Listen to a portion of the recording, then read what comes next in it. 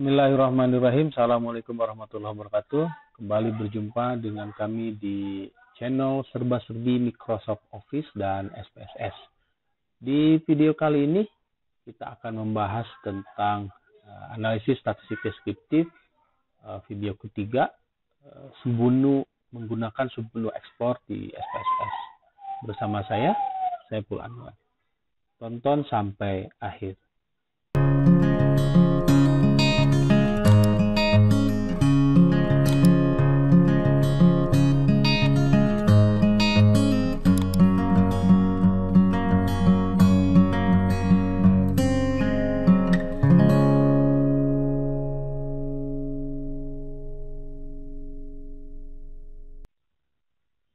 Baik, bismillahirrahmanirrahim. Assalamualaikum warahmatullahi wabarakatuh.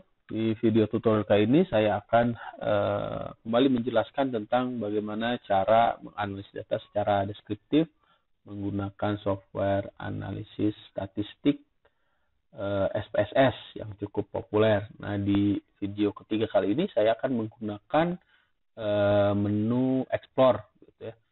Perbedaannya dengan menu frekuensis dan deskriptif, di menu Explore ini lebih detail, gitu ya, lebih detail.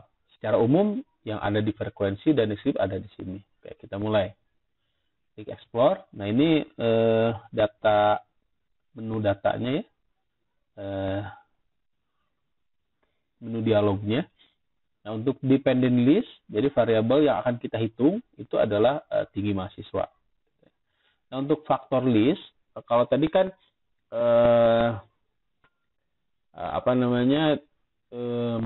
submenu frekuensi dan deskriptif itu secara umum ya, jadi seluruh data. Nah, kalau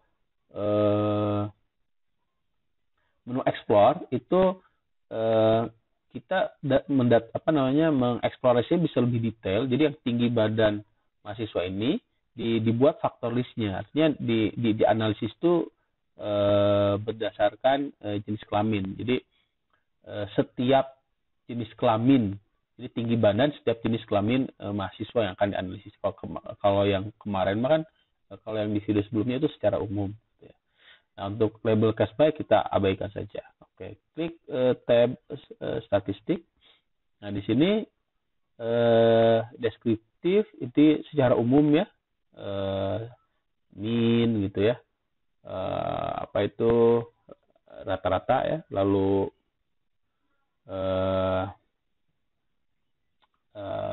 median gitu ya, itu defaultnya. Lalu confidence interval atau tingkat kepercayaan untuk mean yang nanti kita gunakan untuk mengestimasi rata-rata populasi gitu ya, itu 90% ini defaultnya. Kita juga bisa rubah 99% misalkan, berarti nanti errornya itu 1%, tapi kita gunakan aja 90%.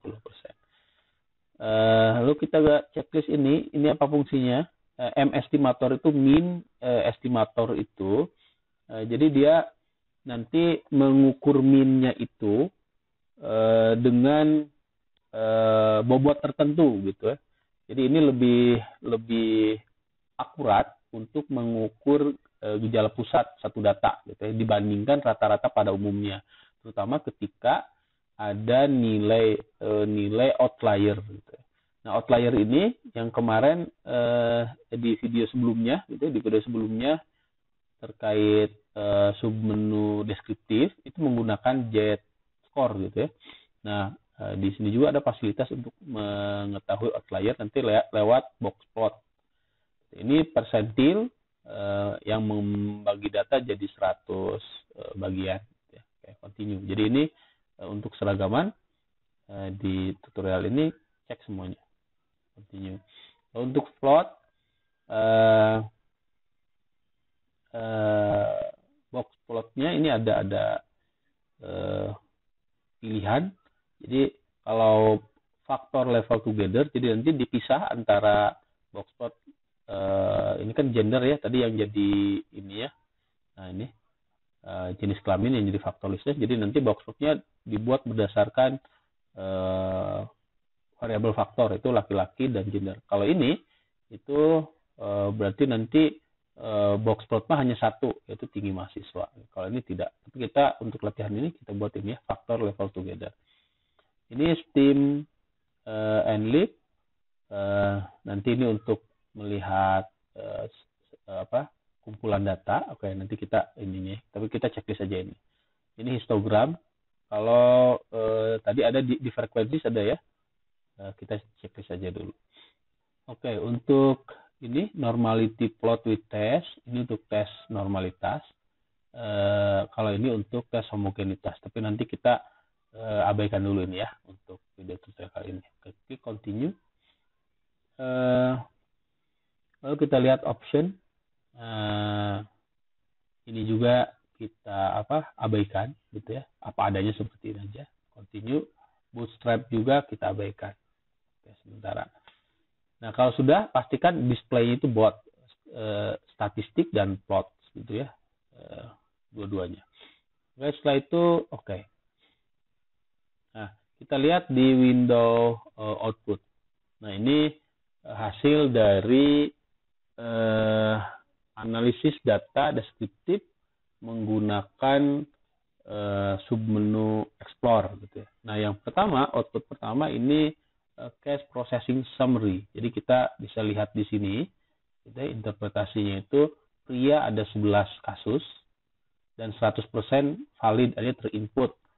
Sementara data yang missing nggak ada. Sekali lagi kalau ada di sini data yang missing satu misalkan ya, pasti itu masalahnya itu di sini ya, yang pernah saya sampaikan. Nah, ini ada satu data yang tidak terinput, misalkan begini datanya, atau kehapus secara tidak sengaja. Nah, kalau seperti ini untuk kasus wanita nanti di sini di mana?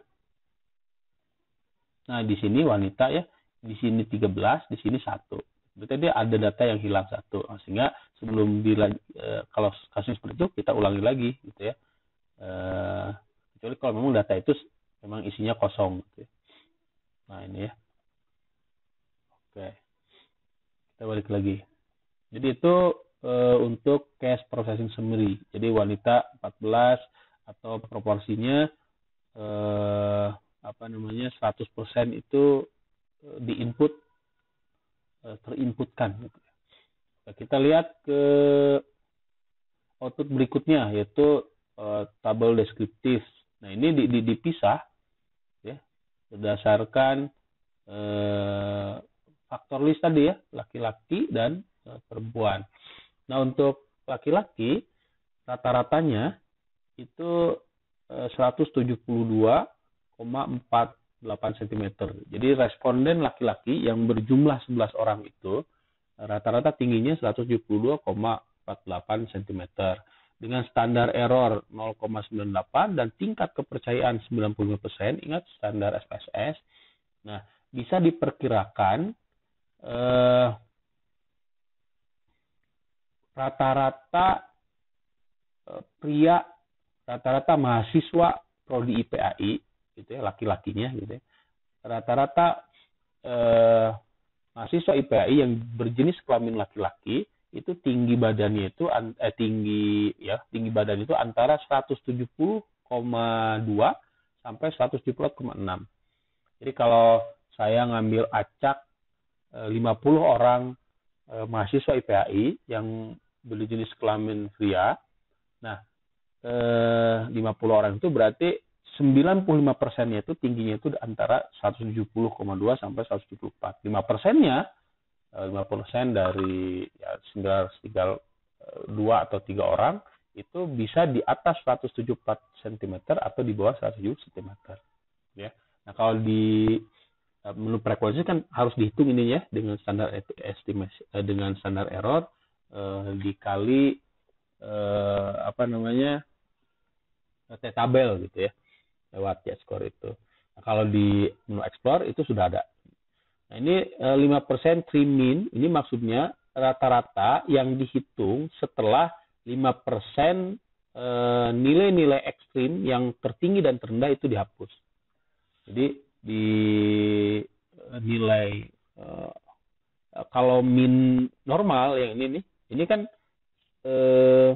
secara keseluruhan, artinya data itu secara keseluruhan data digunakan untuk melihat menghitung mean gitu. Jadi jumlah data dibagi 5 sampel. Nah, kalau datanya normal ini nggak ada masalah. Tapi kalau datanya tidak normal, misalkan banyak sekali outlier, ada beberapa nilai outlier, nah nilai min itu akan berubah drastis. Jadi ini akan dipengaruhi oleh nilai-nilai ekstrim, baik yang nilainya sangat tinggi ataupun sangat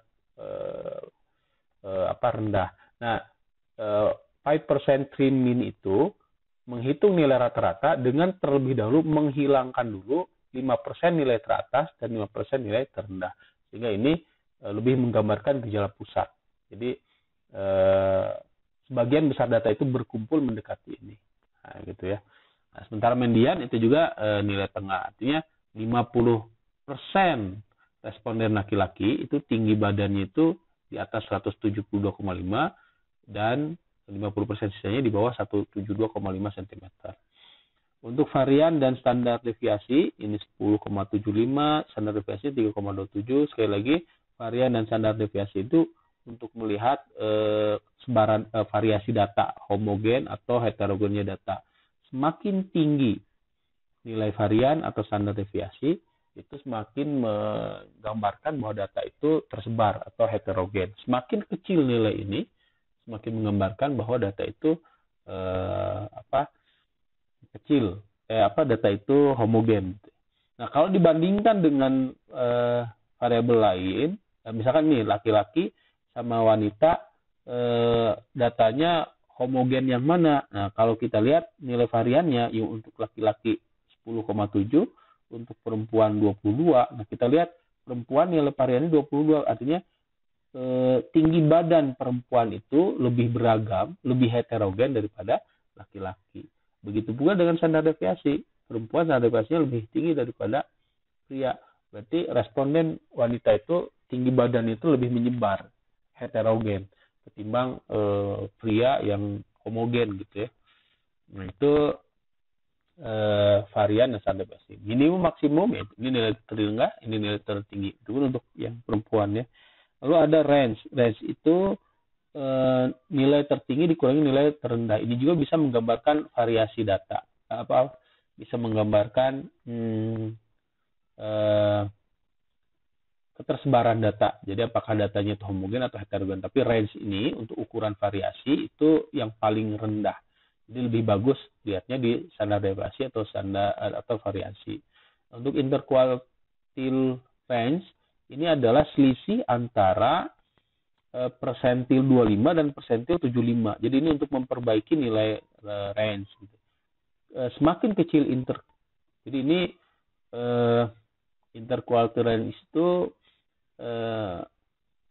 selisih antara nilai tertinggi dan nilai tertinggi data dan nilai terendah di 50% data. Kan secara teoritis 50% data itu ada di antara kuartil 25 sampai kuartil 75. Nah, 43 ini berarti selisih antara nilai tertinggi yaitu kuartil P atau persentil maksud saya, persentil 75 dikurangi persentil 25. Nah, ini 4,3. Jadi semakin kecil nilai ini, semakin homogen data. Nah, kita lihat 42 untuk laki-laki dan perempuan 53. Berarti ini semakin lebih homogen ya, karena lebih kecil interquartile range-nya. Adapun untuk skewness dan kurtosis, nah nilai positif ini ya, baik untuk pria dan wanita, gitu. Pria dan wanita ini dua-duanya bernilai positif. Itu berarti menunjukkan ekor data itu ada di sebelah kanan kurva. Itu berarti data berkumpul di sebelah kanan, sebelah kiri. Artinya banyak nilai yang banyak data yang berkumpul di nilai yang rendah. Gitu. Itu positif ya, tanda positif. Adapun untuk melihat apakah itu distribusinya normal atau tidak, nah kita mencari nilai rasio dari skewness dan kurtosis itu dengan membandingkannya dengan standar errornya gitu ya, standar error skewness dan kurtosis. Kayak kita itu pakai kalkulator. Jadi kalau nanti nilai rasio skewness dan kurtosisnya ada di antara -2 dan atau +2, berarti itu normal. Oke, kita lihat kalkulator. Oh, nggak ada ya. Oh, kita cari dulu kalkulatornya. Nah, oke. Kita balik lagi ke data tadi. Nah, kalkulator. Nah, ini. Nah, kita lihat untuk nilai kurtosisnya ini ya. Oke, sebentar. Nah, skewness-nya sekarang 1,263 dibagi 0,661. 0,661. Nah, rasionya 1,9 gitu ya. Untuk skewness itu masih ada di -2 dan +2 ya, masih normal berarti. Untuk kurtosisnya 2,546 dibagi 1,279. Kita lihat. Sama 1,9 juga, gitu, 1,9. Nah, jadi karena ini rasio skewness dan kurtosisnya ada di 1,9, berarti untuk pria itu normal. Aduh.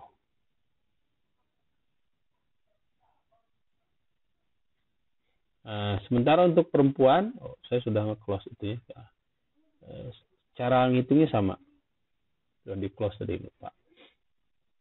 Oke, untuk perempuannya, untuk wanitanya kita hitung lagi skewness dan kurtosisnya. Oke. 0,213 dibagi 0,597. Oke, rasio skewness untuk perempuan 0,3. Oh ya, masih ada di rentang ya. Dan untuk kurtosisnya 0,745 dibagi 1,154.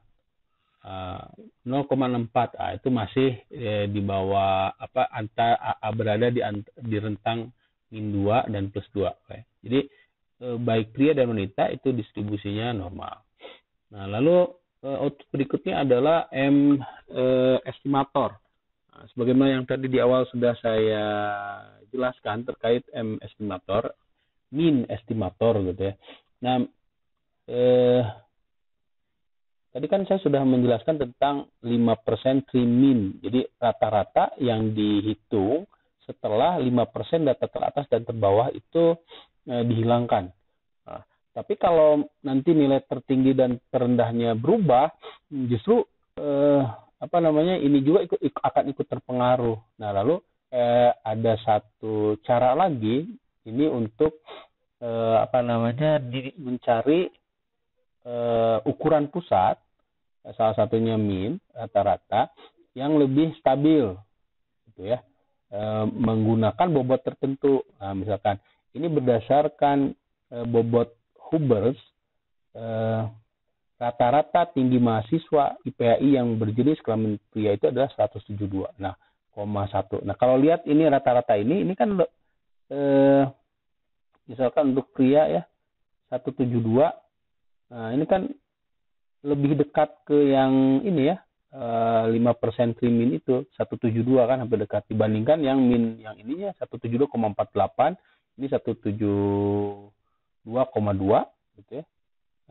Yang ini kan 172,1 dan seterusnya gitu ya. Ini lebih dekat ke yang 5% ini. Jadi lebih stabil gitu ya. Jadi kalau Anda mau menghitung rata-rata, nah gunakan ini. Jadi rata-rata tinggi mahasiswa IPAI berdasarkan bobot yang diberikan oleh Hubers, ini Tukey, ini Hampels, dan Andrew gitu ya. Nah, ini rata-ratanya. Jadi ini tidak jauh berbeda.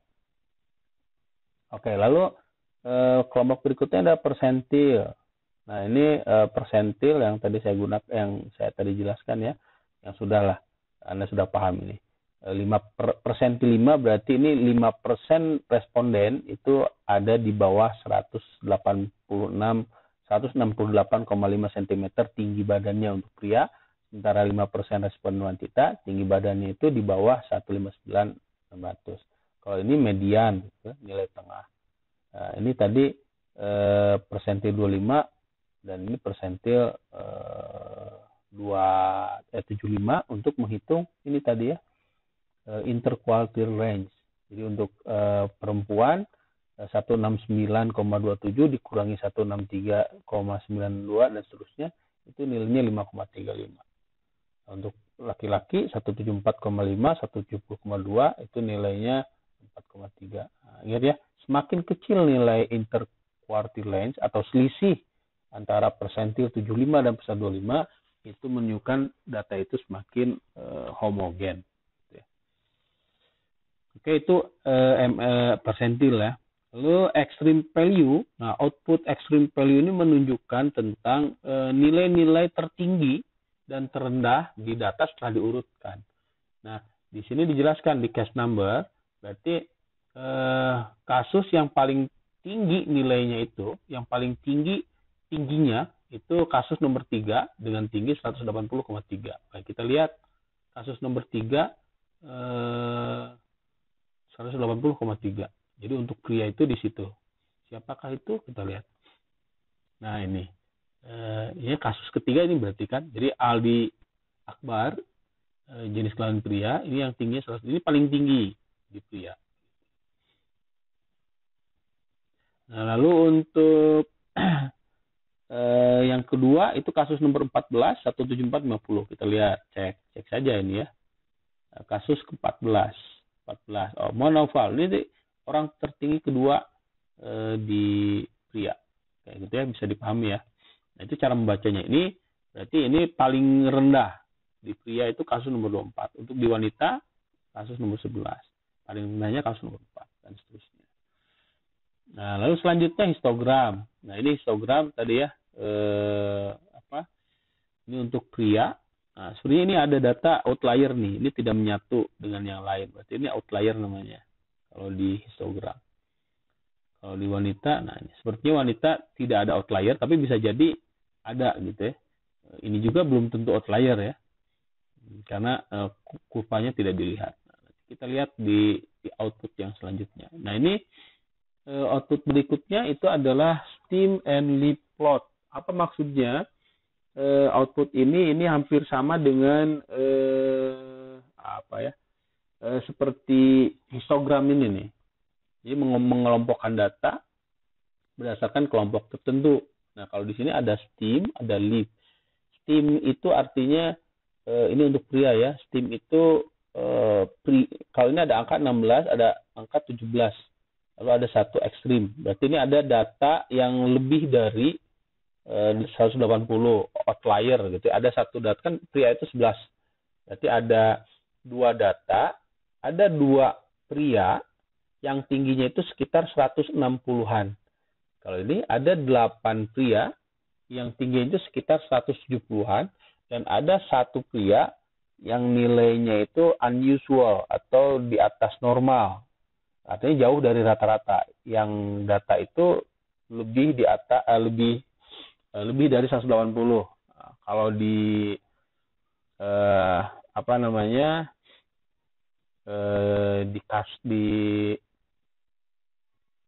di atas 120 berarti kan tadi yang ini ya. Kalau di pria itu, nah berarti yang kasus nomor 7 nih kayaknya ini. Jadi ini dianggap sebagai outlier ekstrim gitu ya, data ekstrim. Nah, jadi ini ada dua orang yang datanya tingginya itu sekitar 160-an. 160 berapa? Nah, ini ada leaf 88. Berarti ini dua itu 168 dan 168. Nah, belakang komanya dibulatkan gitu ya kalau ada. Nah, ini yang 8 data pria tingginya sekitar 170, berarti ini 8 data itu. 170 tuh, 170, 2, 172, 3, 172 dan seterusnya. Gitu ya. Ini ditambahkan ke sini.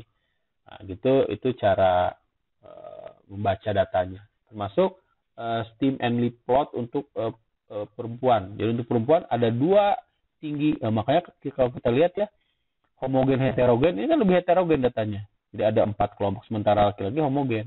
Makanya tadi nilai apa variansnya perempuan lebih tinggi daripada pria. Makanya pria itu lebih homogen datanya dibandingkan perempuan. Sementara yang perempuan itu heterogen, lebih beragam tinggi badannya. Ini ada 4 kelompok. Ada 2 wanita yang tinggi badannya sekitar 150-an, ada 3 yang sekitar 160-an. Yang 2 itu 159 dan 159. Ini juga ada data ekstrim, yaitu yang tinggi badannya lebih dari 178. Kalau tadi lihat di sini 178, oh yang ini berarti ya. Yang kasus nomor 11 ini dianggap data ekstrim gitu ya, unusual. Nah, yang output yang terakhir ini adalah ini namanya box plot gitu ya. Nah, di sini akan kelihatan itu mana data yang ekstrim dan tidak. Nah, yang di luar box plot ini namanya box plot gitu ya. Jadi kotaknya yang ini namanya box plot. Nah, ini yang paling atas box plot ini nih, ya ini adalah kuartil 75 gitu ya. Ini persentil 75, ini persentil 25, ini persentil 0, ini persentil 100 gitu ya, data terakhir persentil 99. Nah, yang di kotak blogspot ini 50% data itu ada di sini. Teorinya kan begitu. Nah, yang garis tebal ini namanya median. Jadi nilai tengahnya. Ini median. Gitu ya, sama. Sekali lagi ini box plot, persentil 25, ini persentil 75. Nah, ini data-data outlier gitu. Jadi untuk laki-laki, pria, data outlier ini kasus nomor 3. Ah, ini ada ya. Untuk wanita, ini kasus nomor 11. Kita lihat kasus nomor 3 dan kasus nomor 11. Kasus nomor 3, ini ya, outlier. Kasus nomor 11, ini Miftahul Jannah 177. Oke. Jadi itu yang dianggap sebagai data outlier gitu ya. Nah, hal lain yang ditunjukkan oleh box plot itu, nah ketika kalau mediannya itu ada di tengah-tengah, persis di tengah-tengah, itu berarti datanya normal distribusinya ya.